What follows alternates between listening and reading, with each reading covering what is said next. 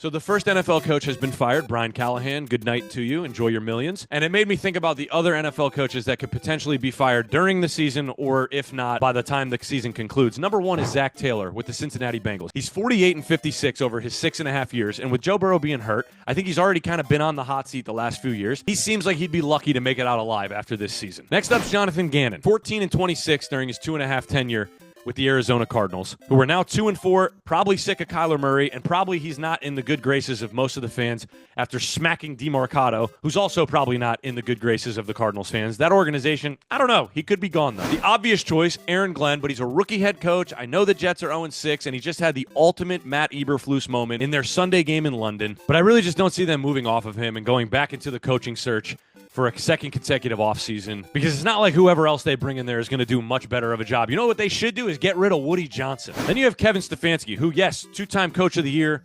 I don't think he's going to get fired because of that part of his resume, but I do think the one thing that could knock him off is the way he's handled this quarterback situation, to me, has been a disaster and could end up being more of a disaster for a myriad of different reasons that could end up unfolding over the course of the rest of this season. So we'll see. I don't know how long his leash is, but I do think he's someone to watch out for. And then the last one is Mike McDaniel. Obviously, we know how it's going in Miami, but he's 29-28 in his 4 years there. And I think everybody knows he's a really good offensive coach. So, I mean, he lost the locker room. The culture sucks. I'm not so sure how much of that is on him versus like the players just straight up being dickheads, but he's going to get canned at some point, and whatever team gets him as their OC is going to be really grateful. And the guy that's not making this list is John Harbaugh. I don't care if the Ravens go 1-16. I don't think they're going to fire him because it's not like they got anybody else that could come in and be one of the 10 best coaches in the NFL and replace what Harbaugh's built there over the last 20 plus years. No thanks.